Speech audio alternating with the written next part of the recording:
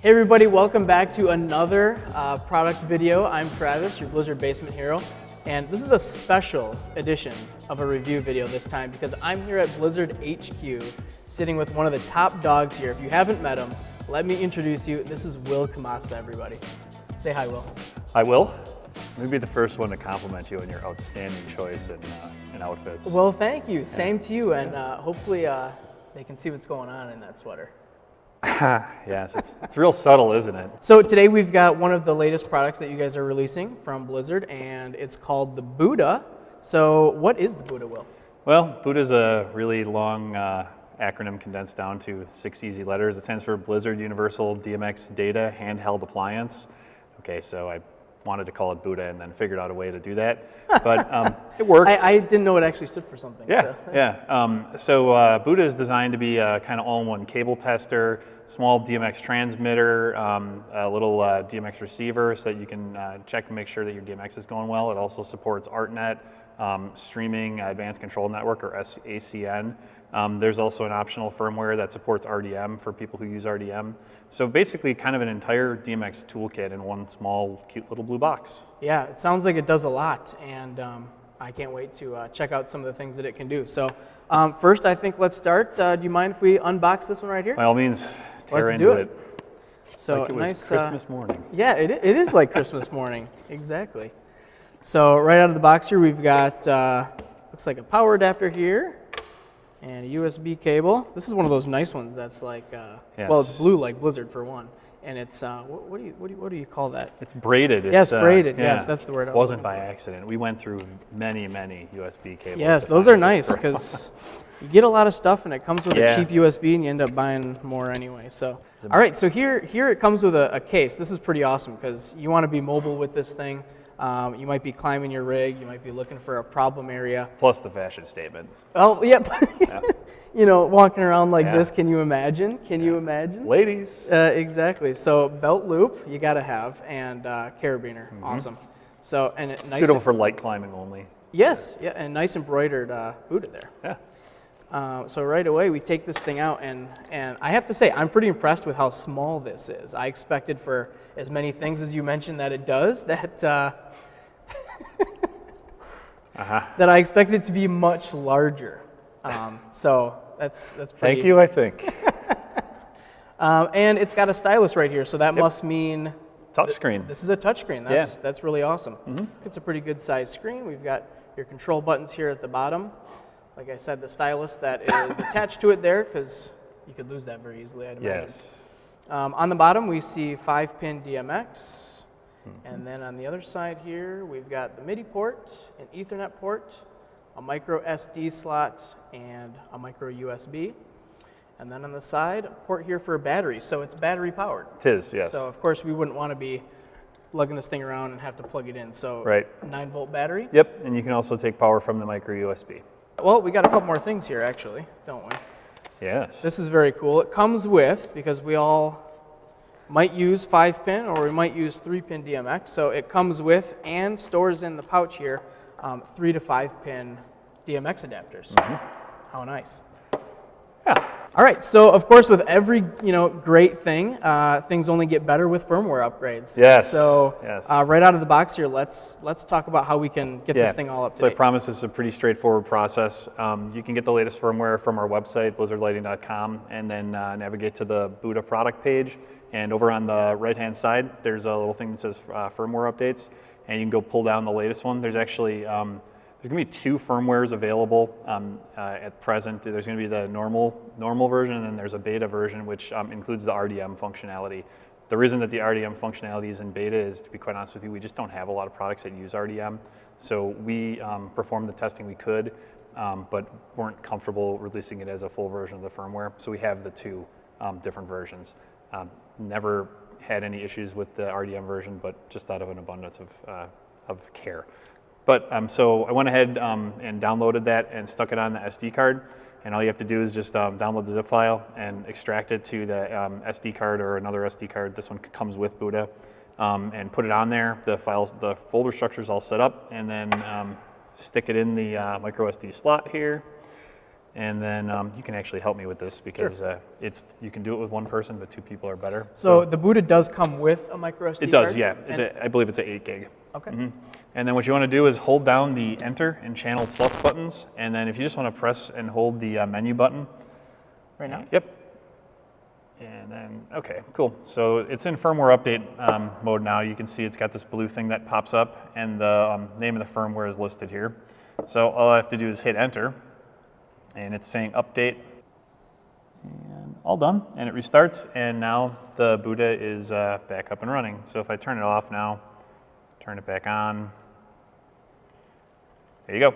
You're all good to go. Wow, and that boots up and down pretty quick. Yeah, it's very, very fast. Yeah, and with that, we're ready to go into some of the other stuff. So, sure. More often than not, most of us lighting folk, or even if we're not lighting folk, we're in a situation where our lights aren't working the way that they're supposed to. And I spent time making this program, and it's worked before, and now things just are kind of funky. So.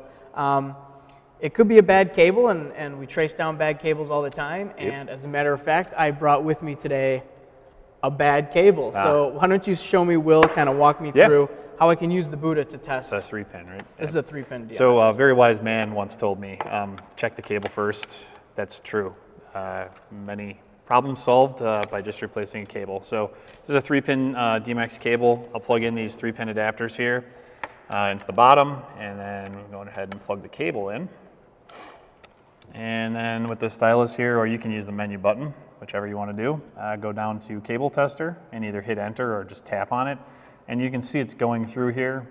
And so it's set up to test all 5 pins. Obviously, in fact, the DMX spec doesn't even specify that all 5 pins are active, but if you had a 5-pin cable where all 5 pins were connected, it would test that.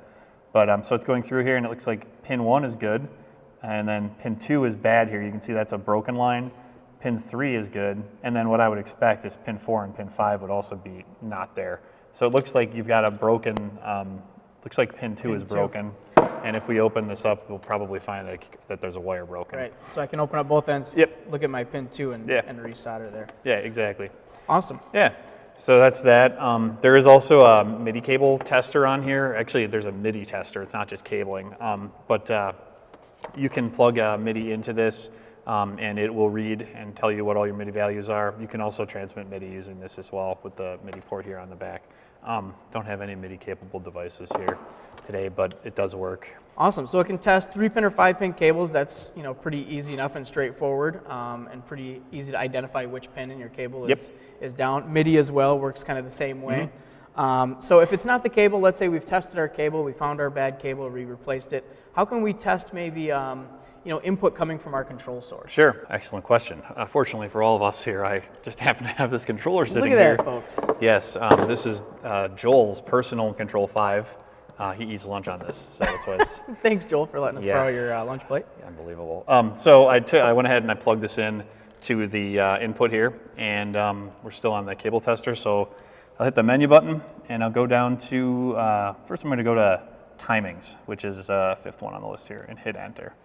Okay, and so I have the DMX controller plugged in at Control 5, and you can see right away here, it says DMX signal, DMX OK. It shows us a refresh rate of between 59 and 63 hertz. It shows us a break length of about 127 microseconds, a mark after break of about 58, 59 microseconds, and then it's telling us that it's receiving 160 channels. Happen to know that this is, in fact, 160 channel DMX controller. Perfect. So that sounds right. As for the rest of the timings, there's actually a list of acceptable timings in the manual. I know a few things about DMX.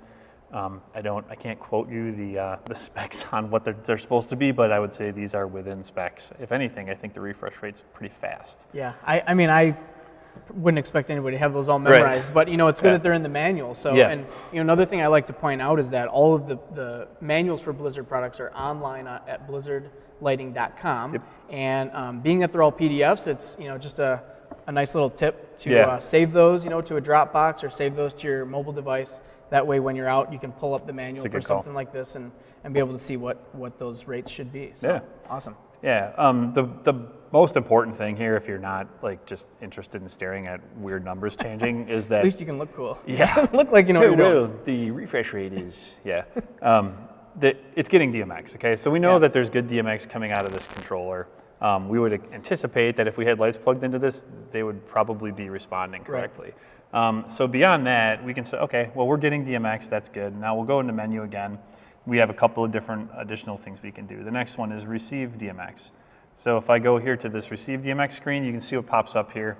It's a listing of channels, and I can scroll down using the arrow buttons here to scroll through the channels.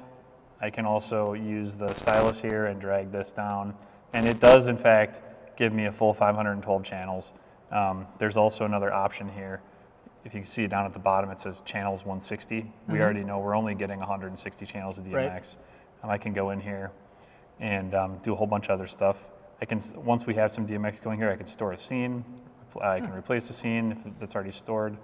I can change the way that the levels show up, either as a function of what the actual DMX value is, 0 to 255, or percentages, or hex. I don't, again, Probably percentage or probably the, yeah, the DMX value. I don't drink oil and eat bolts, so I'm going to stay away from hexadecimal, but yeah, you can do that.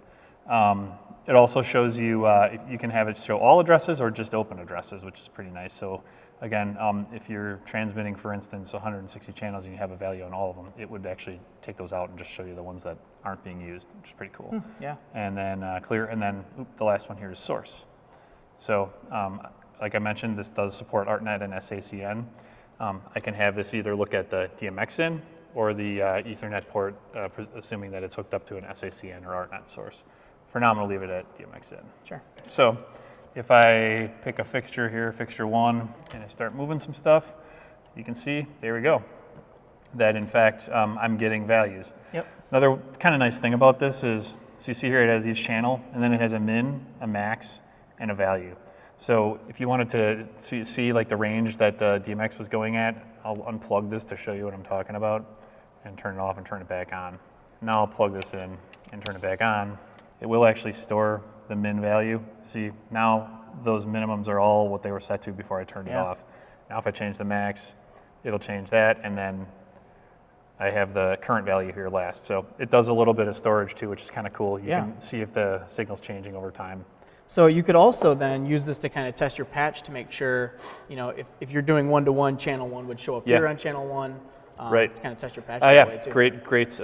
Great idea. Yeah, so this board is just a 1-to-1 board, but if you're either using software or even some of our, like the Pro Control MH has a patch function, that's a pretty frequent stumbling block, is that you either think you've cleared a patch or you're not sure how it's set up. So fader 1 might actually be moving channel 20, and this would be a really easy way to identify that.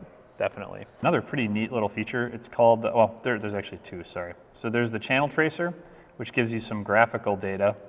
And you can see here, it shows you up to six channels at once, and it'll give you a graph of what the DMX is doing. And it's about, I believe it's 5 seconds. So it's kind of an oscilloscope for DMX. Yeah. Yeah. Showing you live. Correct. Yeah, which is nice for, again, if you're looking to see what your dimming curve is, for instance, you could set a fade on your controller, and it would show it to you graphically. The last thing here is the flicker finder, which I think is pretty cool. So here at the top of the flicker finder, it says apply a static DMX look. Okay, so let's apply a static DMX look. Okay, now we would assume that we have a DMX string attached to this. In fact, let me grab this little hotbox down here, and we'll do just that. So the idea here is, say that you have a problem in your DMX line, like for instance, a fixture flickering or a moving head twitching or something like that. There's kind of a couple of different sources of a problem like that. Well, this will at least allow you to rule out the fact that whether it's DMX signal. And the way it does that is, it says apply a static DMX look, which we've done. We've got this blue look going on the hotbox here. And then if I hit this, there's a setting here that's called compare limit, and currently it's set to 1. I can set that up to 100, I believe is the max. We'll leave it at 1 for now. Now if I go here to hit start, you can see the clock starts running, and it's going to show you the following things: time with no signal, framing errors, changes of number of channels, channels with error, and channels received. So it's receiving 160 channels. I set the compare limit to 1. So if I change any of these channel values by more than 1, it's going to give me an error. And there it did.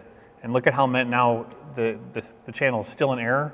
So it's showing that. I set it back to what the original value was, and it records that. Similarly, say we're losing DMX if we're running wireless, for instance. If I unplug this, it's now starting the timer that says time with no signal. If I plug this back in, it stops. We're not probably going to be able to generate a framing error intentionally. That would be pretty difficult to do, but if, power cycling controller maybe, but if you're getting framing errors, that indicates a problem with your controller, basically. Just another tool to allow you to troubleshoot that DMX signal. So, I mean, so far we've already seen lots of great stuff that this can do and help you in situations where you can't figure out what's wrong. Let's talk about for a minute, I know that you said it does some Ethernet stuff as well, so maybe you want to kind of talk to us about what it can do. I'll try to go as fast as possible. I'm not an ArtNet or sACN expert, but I have used them before. Both are protocols for moving DMX over Ethernet. You can use those two things to move DMX from here to your house, or from here to halfway around the globe if you would want to. Yeah, lots of cool stuff you can do with that, and Blizzard has several fixtures that now accept that. Yeah, Pixelicious stuff does. The Stiletto Beast that has ArtNet in it. The Blockhead 2s do. A bunch of other things do. Kind of the big benefit to it is that you can move multiple universes around at the same time. So things like the Pixelicious that eat up a ton of DMX channels, we don't have to run 8 or 10 universes of DMX. We can run one Cat5 or Cat5e cable and do the same thing. So awesome. So the Buddha does do that stuff, and I'll unplug these guys, and I'm going to go to the menu here and go down to options. And this is the options screen where there's all sorts of fun options, but among them are the network options. So right now the boot is set with an IP address of 2.0.0.1, which happens to be kind of in the default ArtNet range, and then a net mask setup. And then this next one here, network port auto. There's auto, off, and on. What that does is in auto mode, the Ethernet port will only be active if you're in receive DMX or send DMX. Because we're going to be using it, I'm just going to set it to on. And then on the next page here, I'm going to leave it as network universe 0. ArtNet and, like I said, ArtNet and sACN can both transmit multiple universes. ArtNet's universe count starts at 0, so I'll leave it there. And then network protocol is either ArtNet, sACN, or disable. We'll call ours ArtNet. And then I'm going to go up here to menu and send DMX. So here now we're going to test some of the Ethernet capability of the Buddha. We've got ourselves an Ethernet cable. We've got ourselves an ArtNet capable fixture. This is the Blizzard Pixelicious, by the way. I've got myself 4 of these, and I love them. So nice plug. Yeah. So this does ArtNet, which is really cool because it's got tons of capability because this thing, being the Pixelicious, is filled with LED pixels in here. And if you're using regular DMX with a controller, that can eat up a lot of your universe there. Yeah. So using ArtNet is definitely awesome for this type of fixture. Have you ever used ArtNet before, Trav? I have not, Will. Well, you're in luck. I'm going to take this cord here and plug it into the Ethernet. That's great. So there's the Ethernet port on the back of the Buddha there. And then go ahead and turn that back on there because I think we talked too long and it turned itself off. Which is a nice feature, actually, because it is running on that 9-volt battery. And if we just forget to turn it off, throw it back in that cool, stylish pouch, then it'll turn off by itself, so you don't waste and you can change the time that it takes to shut off automatically. Also, that's in the options menu there. Awesome. Yeah. So so you're in DMX send, and on the back here there is the Ethernet port is blinking like you would expect it would. First, it's showing a green light that says that there's a cable or signal or cable present, and then the yellow would be the orange would be the data going in and out. So that's good. That's what we would expect to see. So why don't you go ahead and just go and run a couple of those channels up and down. So we can see, if you can see on the screen here, we've got a list of all the channels, and I'm just going to use the stylus here to start bringing up some of these channels.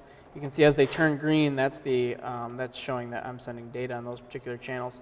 So because each one of these are controlling the individual pixels, you can see we've got some of those pixels showing up on the Pixelicious. So it does seem to be working. Yeah, it looks like Close Encounters of the Third Kind. Yeah. Yeah, so it does allow you to do ArtNet. sACN would function basically the same. There's a little bit of difference with the way the universes are set up, but overall functionality is the same. You can also receive the same way. You can set it up like I showed earlier in the receive DMX, where you could change from DMX in to the network. It would work the same way. So we can make sure it's receiving the right signal. Right. There's a couple of different ways that the network protocols work. This is actually a broadcast device, so it's transmitting over its entire, what you set that subnet mask to, it's sending the same ArtNet or sACN data to that entire, to the entire subnet mask. So if it were receiving it, you could use it similarly if you had another broadcast device that you were sending ArtNet out to a whole bunch of stuff, and some fixtures were acting up or whatever. You could plug the Buddha in, and it would tell you whether or not you were actually getting any data that way. It's pretty handy. Awesome. All right, so we've seen some DMX testing capability as well as the Ethernet.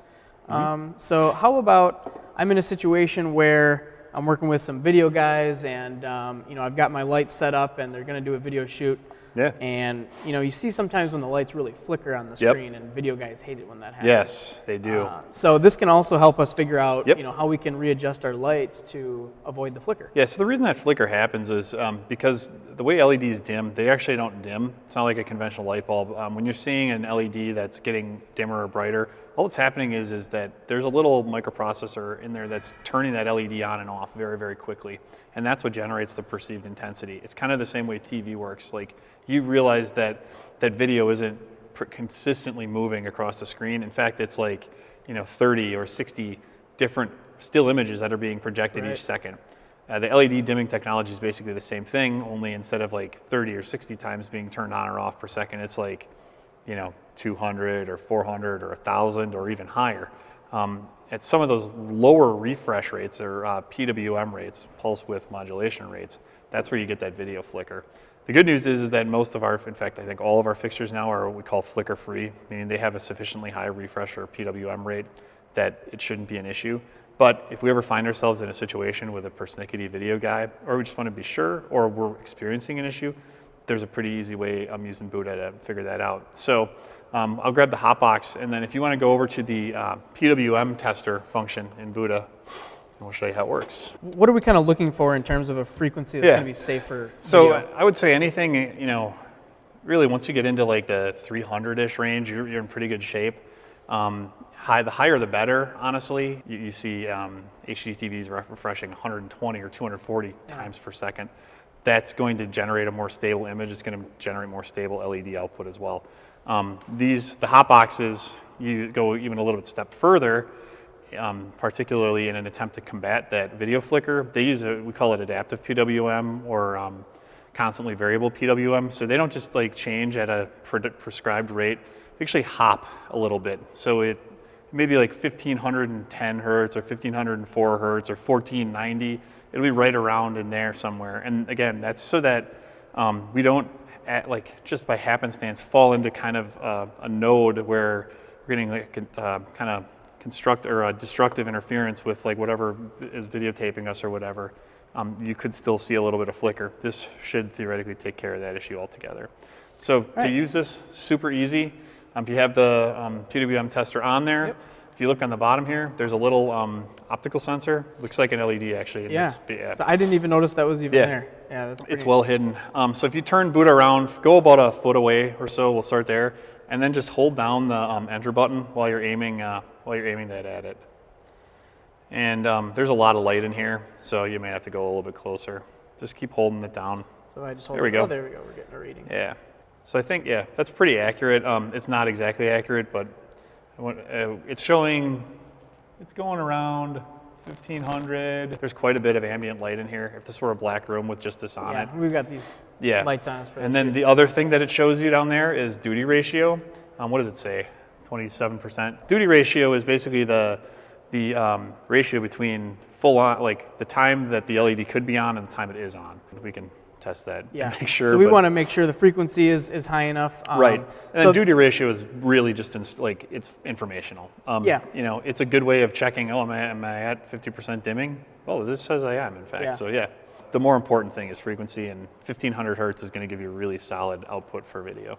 So that's going to be really great for obviously a lot of technicians who work in video environments, doing video shoots. I see a lot of people in houses of worship, have a lot of video production as part of their show. So yeah, so that's awesome. Thanks for showing me that. Yeah, no problem. So here we are, still with the Buddha, and we've looked at a lot of stuff so far today, and there's still more. Oh yeah. One more thing, right? No, I don't know. The last kind of big thing I want to show you is the you can store scenes and then make those scenes into chases as well. And we're just going to do it right on the Buddha. But if we still had the Control 5 hooked up, we could do that too. We could send data into the Buddha, and then it would read that in DMX receive, and we could store those as scenes. Basically record that onto the device. So then it stores it probably on the SD card then? It does, yeah. Well, actually it'll go into memory first, and then yes, when we store them, we'll save them, we can give them a file name, whatever. And then we can load those later either in the send DMX function or in the sequence function, which is another menu option here. So let's go to send DMX first. So go ahead and just put something. So this is a Hotbox 5, so just a couple. Yep. So you got red, and there you go. Okay. Now either hit the option button or hit menu, and then you're going to want to go to store scene. Shockingly enough. So you're in the send DMX mode here. So we're going to send some DMX to the Hotbox. So there's some red. Maybe we'll add a little green. Cool. And then go down to the options menu down there and click store scene, it says. Yep. And then it's going to give you an automatic generated file name. You can change that if you want, otherwise just leave it and then click enter there. Cool. And then if you want to just save okay. Yeah. Nice. And then just change something. Okay. So let's add some other colors. That's the color that all the brides want this year. Yeah, the purple. Yeah, no kidding. And then option again, and just save this one, and it should give you a different file name. You could also, there's another option in there too, if you wanted to overwrite that scene that you had just written. Oh yeah? You can do that too. Oh, replace scene, sure. Yeah, okay. So we got two set or saved now. So now on the, go to on the menu there, go to sequence. And now on the top there, so there's edit and there's playback. So what we're going to first want to do is we're going to make a chase. The chases use the scenes that we just made. I think I mentioned before, but you can also plug a DMX controller in and use this as a recorder, which is really handy. Right. We plug it in down here and just record the DMX it's getting from the controller. You got it. So go ahead and load the first scene there. Up here? Yep. And now you've got one. Now you can go to add again and add the other one, and then hit save. Now go down to open chase down at the bottom there, and open that chase you just created, and then hit play, and there you go. All right, and it's fading between our two colors. And then there's also, you can change the fade time and stuff there. Oh yeah, just by dragging this, we can make it go faster or slower. So, in a pinch, or hey, I mean, honestly, like, you use this as a little DMX controller if you're doing uplighting or whatever. Yeah.